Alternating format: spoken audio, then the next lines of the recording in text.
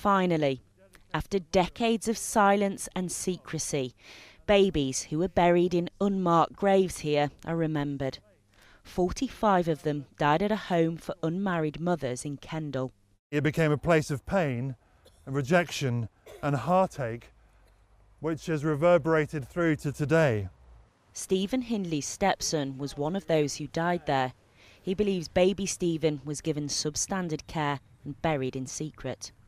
I now feel he didn't die in vain, because the public now know that he was a human being. His wife Judy never recovered from what happened and took her own life years later. It was so wrong to just put them in a hole and cover them up. And that's what gave me the venom to fight on behalf of Judy and baby Stephen, but on all the other mums. And it's been a battle. And it's taken 20 years almost to get to this point. It's taken me 20 years. I've had so many rejections I've forgotten. The truth only came to light last year when ITV News searched burial records connected to St Monica's, which was a Church of England run institution.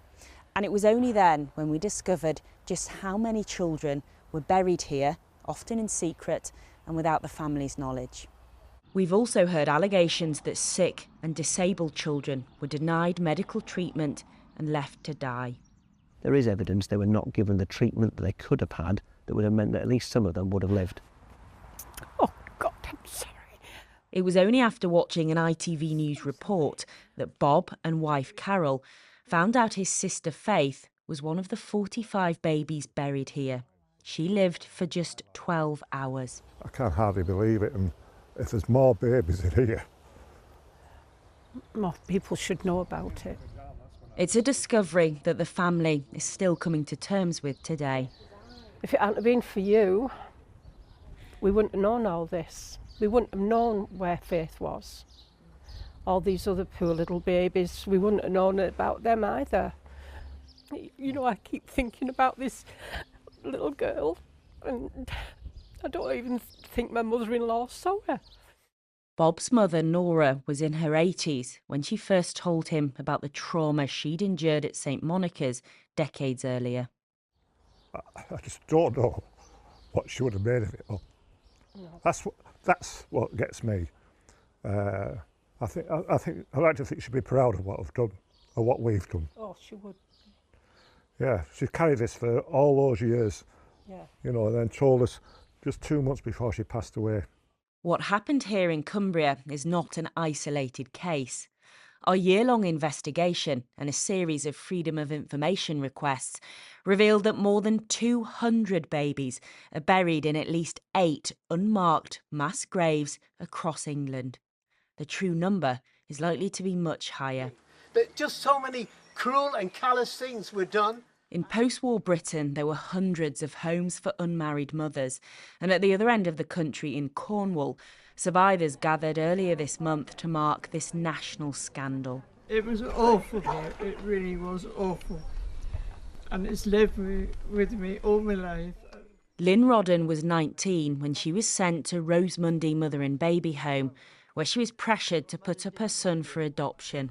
She wanted you, and she wasn't allowed to find you, and she wasn't allowed to accept that you were even born. It would be half a century before they were reunited. Her anger is focused at the government and the state's role in these forced adoptions. What is wrong with the government? We don't want your money. We're not trying to claim anything. All we want is what seems to be to you a dirty 5-letter word, sorry. They would be locked in that room so they could watch their baby being taken away, but it was the cruelest thing you could possibly imagine. Phil Frampton was born here in 1953. He was never adopted and grew up in care. My files also record someone as saying, "We're very sorry, there's no chance of having a mixed race, non-white child adopted or fostered in the southwest of England." The next place I was put in, at 3 months old, was a home for invalid children. From Cornwall back to Cumbria, the government and the religious groups involved have described what happened as abhorrent, but those affected say they need actions to follow. Don't you think that the Church of England should do more to support these families who are still struggling? We only heard these stories ourselves later in 2023, and we are absolutely committed to working still alongside them to enable them to find out more about what happens where we have those records. They need to be open and accessible to those to whom they relate, so that they can find out the truth. After years of pain, for families, this is an important moment of recognition and remembrance. Sarah, how are authorities treating what happened there over so many decades? Well, Cumbria Police has confirmed to ITV News that it's investigated the circumstances of these deaths, the 45 babies buried here, and it's appealed to anyone with information about St Monica's to contact them directly on the 101 number. But all of this raises much broader questions about the transparency not only of the organisations that ran these mother and baby homes, but also today about the public bodies that still hold the burial records, because it can still be really difficult to get even basic information. And over the last 12 months, over the course of my own investigation, mothers from all over the country have contacted me because they're still trying to find the graves of their lost children. Many of them are now in their 70s and 80s, and they just want to find out the truth, but it's really difficult and it's really re-traumatising for them. And there is also a wider campaign by survivors to get the government to formally apologise for the state's role in all of this, and they also hope that that could unlock better mental health support, counselling, and also get more help for them to trace family members.